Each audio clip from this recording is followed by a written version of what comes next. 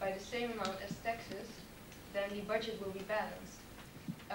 The aggregate demand, however, will not stay at the same level, though you might have thought so. But this is because the net withdrawals will probably be lower than the increase in injections, because part of the extra taxes will be met by a decrease in imports and savings. So this way, the budget will be balanced, and at the same time, economy will be growing because of the growing aggregate demand. Another thing I'd like to put forward is that if you do not use discretionary fiscal policy at all, then there will still be automatic stabilizers who will somewhat stabilize the economy. But I still think that these automatic stabilizers are not enough to stabilize the economy. Another thing about these stabilizers is that they have some limitations. The automatic tendency for taxes to take away a fraction of each dollar of GNP leads to a reduction in the size of the multiplier. So when economy is in recession and only automatic stabilizers are used to increase the aggregate demand, then this will go slowly because of the reduction in the size of the multiplier. My last point I would like to make is that balancing budget, of course, is very important, but I think that stabilizing the economy is also a very important aspect. A stabilized economy means that things are more certain in the economy. This will lead to companies that are encouraged to invest more in their businesses because things are more certain and they know what to expect. So more companies will be on the market and the national income will grow. Well, these are my points. I'd like to give the word to Shivani. Okay, thank you. I wanted to go in a little bit more into the built-in stabilizers, and that's one benefit to having government involvement is that when you reduce or taxes or government expenditure, or you increase it, it automatically lessens the magnitude of the fluctuations. Now, it does not take away completely all the fluctuations, which is why there's discretionary fiscal policy, which is what Nicole talked about. That's basically to fine-tune the economy to the fluctuations. But there's also two types of positive fiscal policy, which are very important. The first one is counter-cyclical compensatory fiscal policy, and that helps reduce the major swings of the business cycles, and that means that basically the government would balance the budget, like the monitors are saying, but that with respect to the business cycle. So it kind of fluctuates and it goes according to the business cycle. The second one is the long-run fiscal policy, which takes away the excessive inflation or deflation. And that means basically that it lifts the average level of the purchasing power, and it also lifts basically unemployment, so you're going towards the full employment. Then there's also the other thing about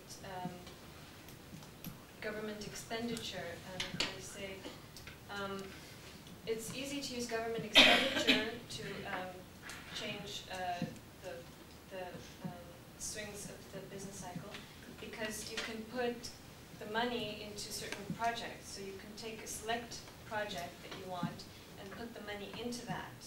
And that is a direct way of increasing aggregate demand. And with that actually, you don't really you have a full multiplier effect, but there's no great side effect when it comes to the time lags. And that's basically it.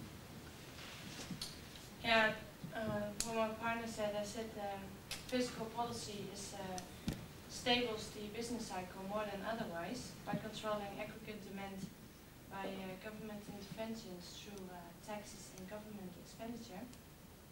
Then you can reach a fine tune. Fluctuating is very small.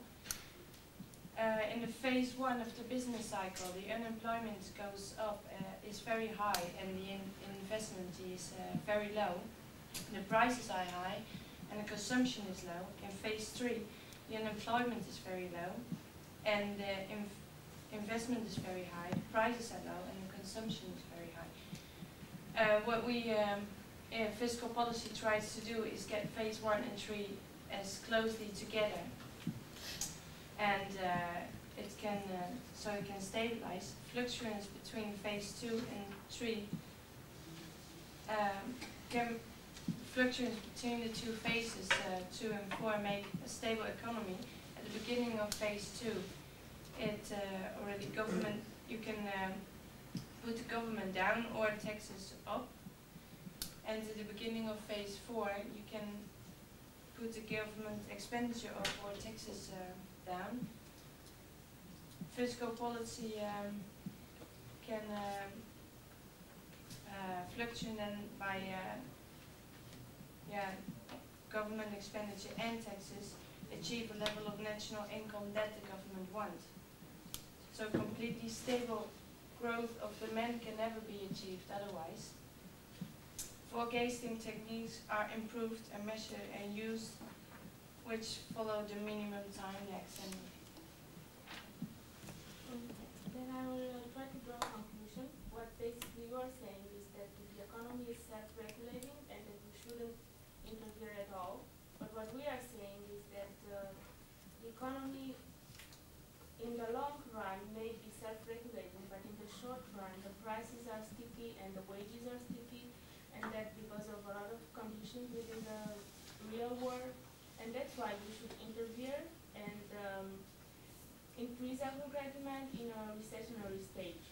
So, for example, he said that we have a problem of time lapse, but and that the forecasts are not good. That means that the economy will be regulating the economy when it's not the case. But then, if a country experiences a long-term recession, then you know for sure that the country is in recession, and you have to do something to change that. And another thing is the crowding out effect that you guys said is very important.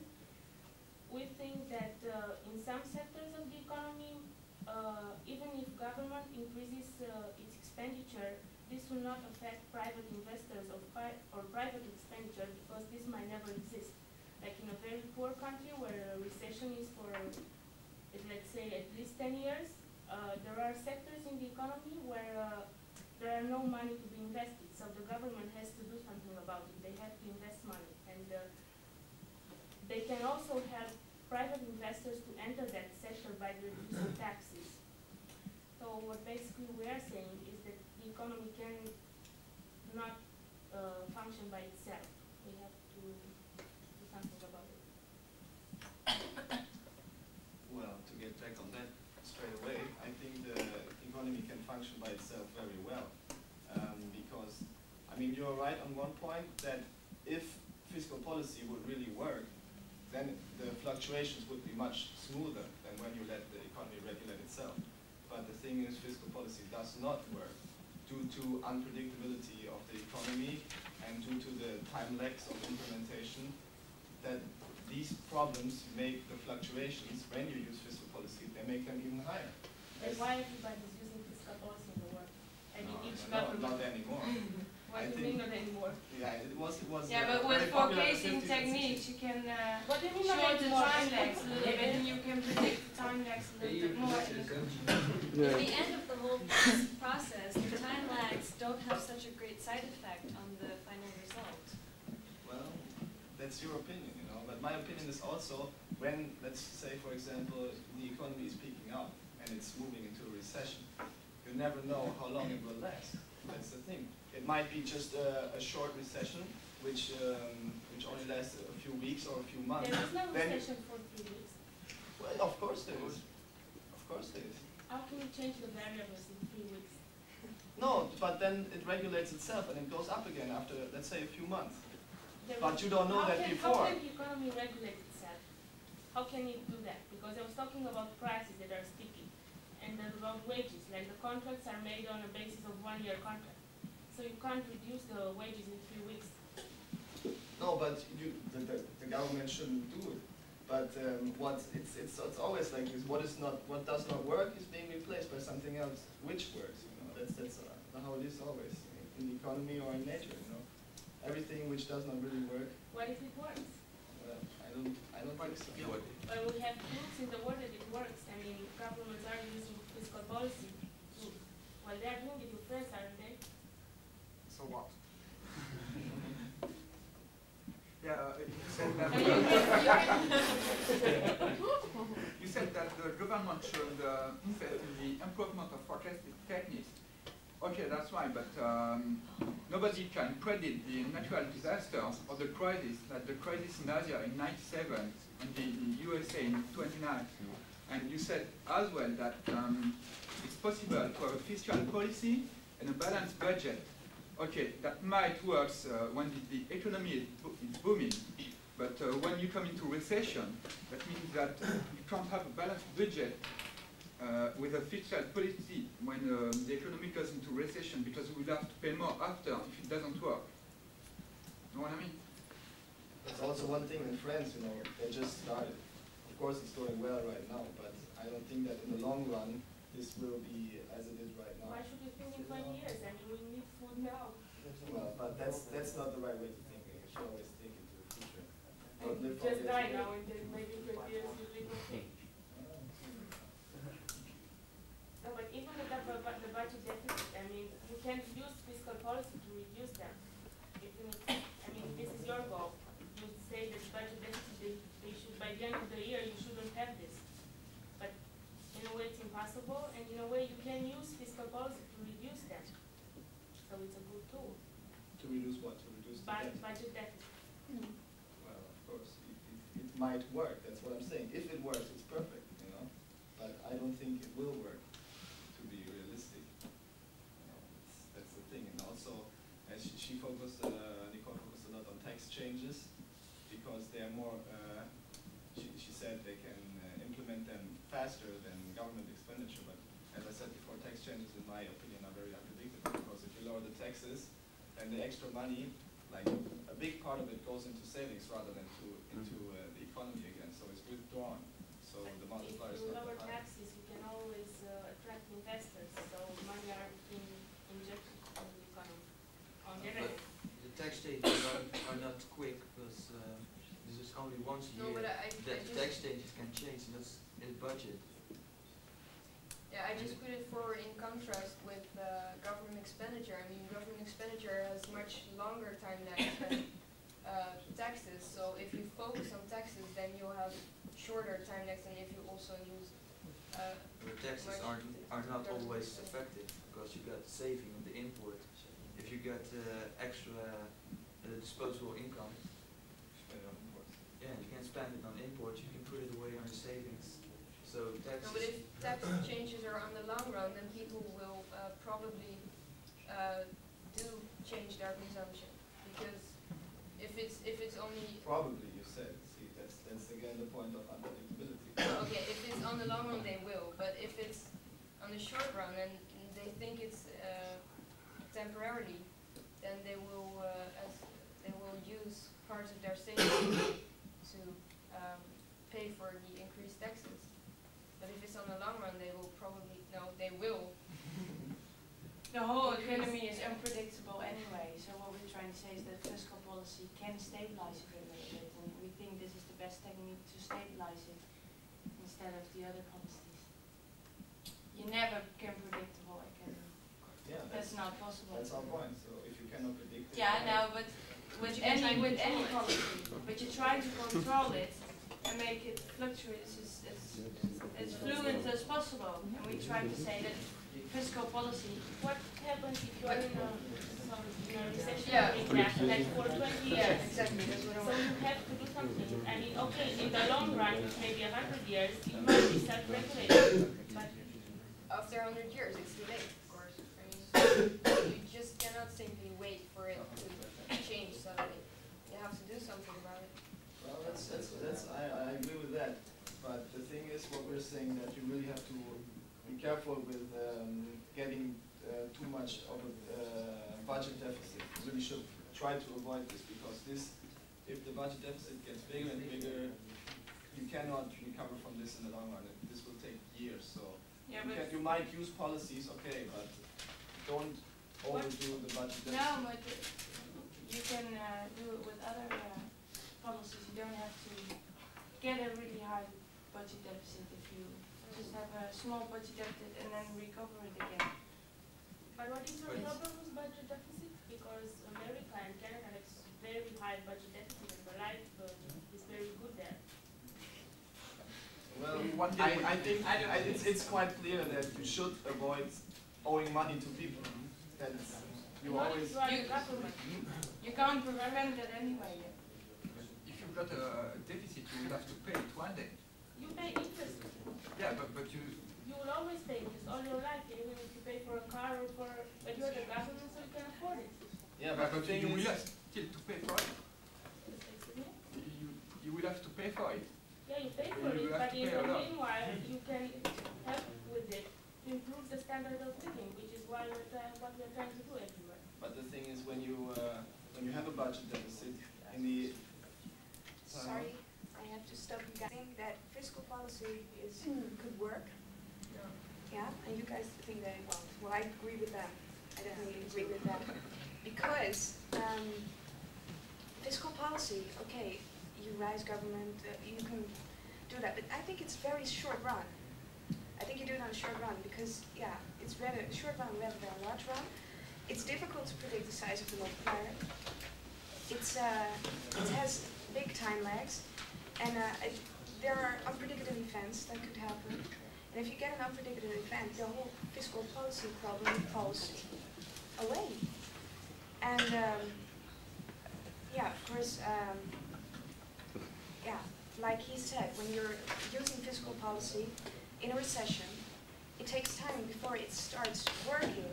And if then the economy is in a boom, then you get a bigger and negative effect of fiscal economy. And of course, one big part of fiscal economy is forecasting, and still there ain't very good techniques of forecasting. I agree that when the techniques on forecasting are better, then fiscal policy will work, but they aren't.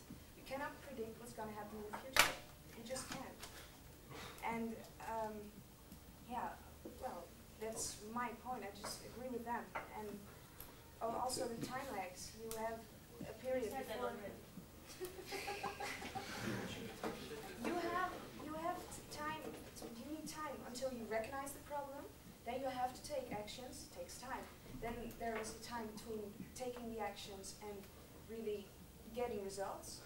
And then it takes time before it affects the national income and everything. So I think, yeah. Our point was that today, in today's world, if you look at the economies, there are not changes like today's recession and tomorrow's boom. So, and we're not talking about short run of 3 days, we're talking about short run of 10 years, which is policy. Yeah, okay, but you said, yeah, there aren't any changes. Of course not. Government expenditure, you cannot change it overnight. You cannot change taxes overnight. No, but the thing with government expenditure is that if there is a problem, you can postpone it, or you can make it go quickly according to what's going on. So you can control it somewhat. You have some control over it. Yeah, okay. But anyway, you were against it. But I'm still against it. I'm also agree with them because in order for fiscal policy to work properly, there must overcome the following possible problems. And if the taxation is easier to change, but it affects almost immediately, and so the time lags are limited, and the government expenditure into so.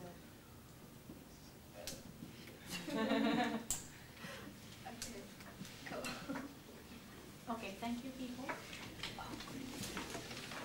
I would like grades from the audience. You stay for your position first. I want to give them.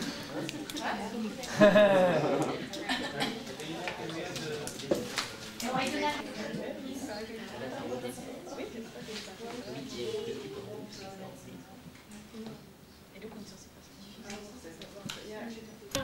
Okay.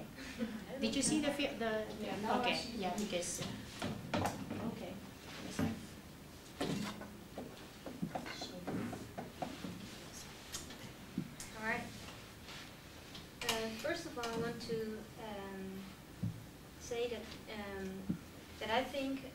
that his theories are misleading because Keynes makes the assumption that the government totally controls the money. And for example, when they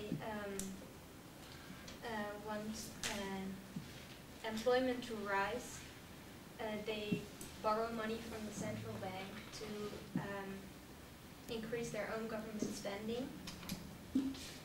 But what they don't keep in mind is that when they borrow the money from the central bank, the total amount of money in a country increases, and that also means that the individual banks, they can lend more money to the public because they're always allowed to lend a percentage of the total amount of money in a country, and that could also lead to inflation because both the government and the banks are bringing more money into the country than they did before, and that means that there's a lot of money in the country, and that could lead to inflation.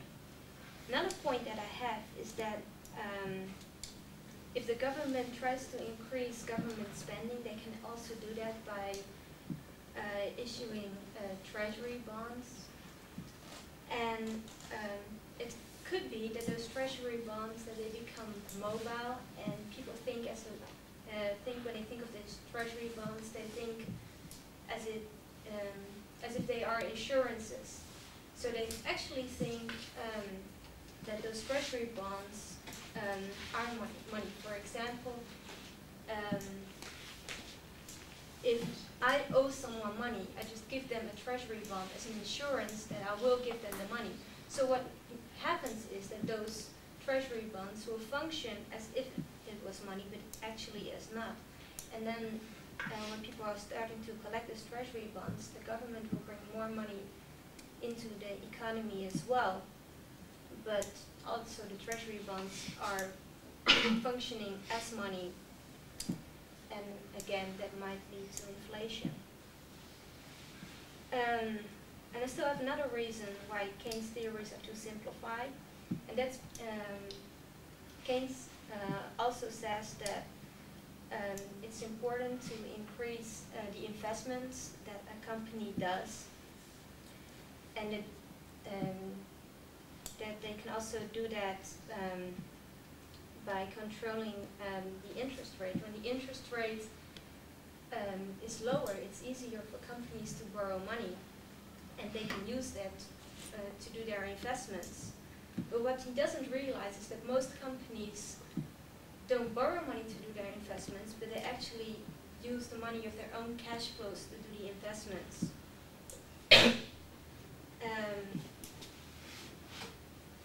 So increasing the interest rate, decreasing the interest rate doesn't have any real effect on whether on the company's spending, and also not on the total demand in a country. So that doesn't lead to more production, and that doesn't lead to a lower unemployment rate. So that's